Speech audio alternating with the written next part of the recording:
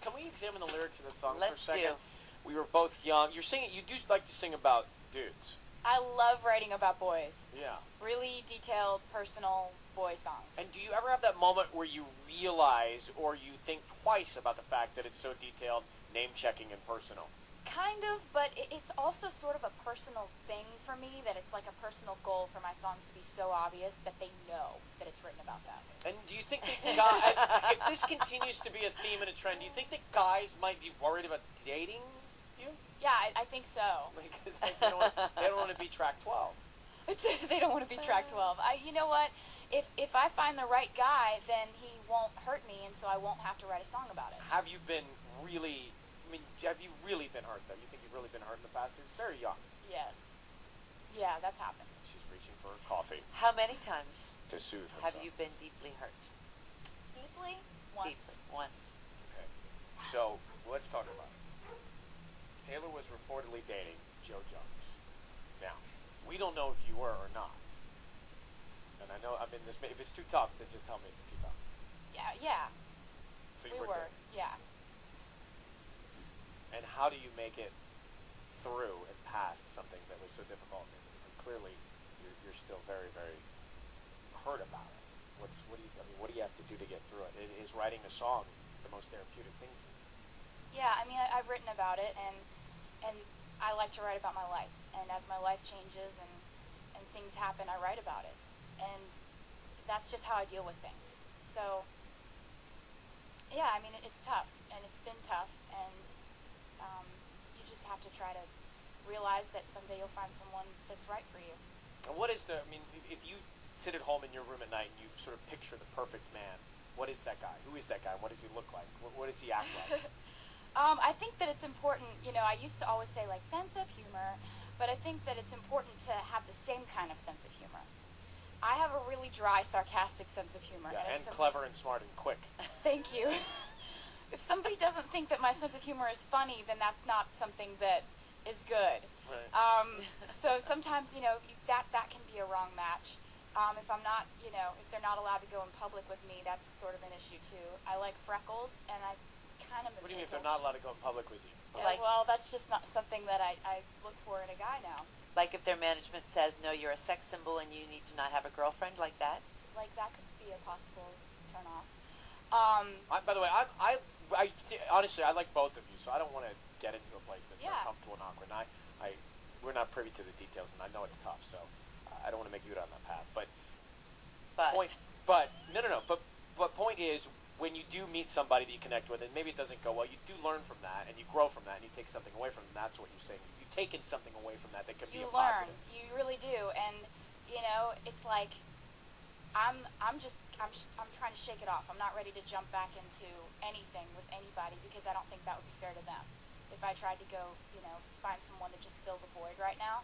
So it's just, I'm excited about my album coming out. I'm excited about, Do you have to relive these moments when you sing these songs? I mean, that would be extreme. Like, if I'm on tour singing, isn't that going to be tough? Yeah, and it's tough. There's actually one song on the record that is about it. I did an emergency, like a last-minute recording session, so there's a track on the record that's actually... What's it called? It's called Forever and Always, and, I think it kind of helps to be able to tell the story a little bit. It kind of helps me a little bit, when I get to a certain point and I can talk about, what happened and kind of just get it out of my system. Love Story is the song we played a few minutes ago, and that stars in the video Justin, what's his face, from Miley's World. Justin Gaston. That's right. Justin Gaston, who, by the way, the chicks dig this guy. He was not dating Miley when he did my video. But you're saying that they... Well... Taylor Swift has taken over Kiss FM this morning. It is 8:47, 13 before 9 o'clock, and 1-800-520-1027 at Kiss FM. Good morning, Valerie in Long Beach. You're on with all of us here. Say hi to Taylor. Hi, Taylor. How are you? I'm doing great. How are you? I'm doing awesome. I just wanted to make a comment about what you said about Stevie Wonder in this speech. I thought that was absolutely amazing. And, just like you and every other American in this nation, I will never forget last night. Yesterday was my first time voting ever, and I really get counted for something. and I just thought that was amazing. It was my first year voting too. So what was it like when you Yeah. went into the polling place, or did you do it absentee or early? No, I waited for an hour and a half. I actually just Yeah. posted a MySpace blog, which I filmed when I was waiting and all that. It was a really long line, but it was so worth it. Wasn't it worth it? It was so worth it. And I was able to go and take my grandmother and my father to vote as well. And just the whole experience was truly emotional, and it was just amazing. It was absolutely incredible. I can't even explain it. Well, Valerie, thank you so much for listening. Let us begin this hard work together. Let us transform this nation. I'm not running for president to be somebody, but to do something. President Bush has talked about our staying in Iraq for 50 years. Maybe 100. Fired up! Thanks for the question, you old jerk. All right, coming up, find out why Taylor and Def Leppard are hanging out. Okay. Yes, that's coming up. Kiss FM. Hang on, here's Neil. It's 102.7 Kiss FM, rolling up on 9 o'clock, and we got free money. We're paying your bills at 9:10. Taylor Swift, whose track Love Story was just on Kiss, and her album coming out, Fearless, the sophomore release on Tuesday. The CMAs nominated for Female Vocalist of the Year. That is on the 12th, so that's, a week from now on ABC. You're also performing. And then the AMAs, the 23rd, and you're up for a fan vote, right? Yeah, it's fan voted awards, so I'm really excited. So if we want to cough, vote, cough, vote. Yeah, if we want to vote. If you want to go to vote, you can go to my MySpace. There's a link directly to it, to the AMA page, and I'm up for favorite female country artist. So I was excited about that. No, it's huge. Now, here's another huge thing. Taylor Swift and Def Leppard. What's the deal? Next, hang on. At 800-520-1027. Good morning and banning Destiny. Thanks for hanging on. You're on with Taylor Swift. Go ahead. Hi, Taylor. Hey, how are you?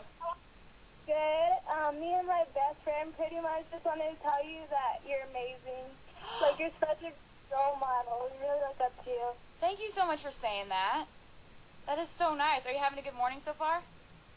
Yeah, we're going to school. Oh, so. very cool. Did you hear the way she just went down on school? Oh, Yeah, we're going to school. school. Josie, what are you doing 15 years old, not in class right now in Claremont?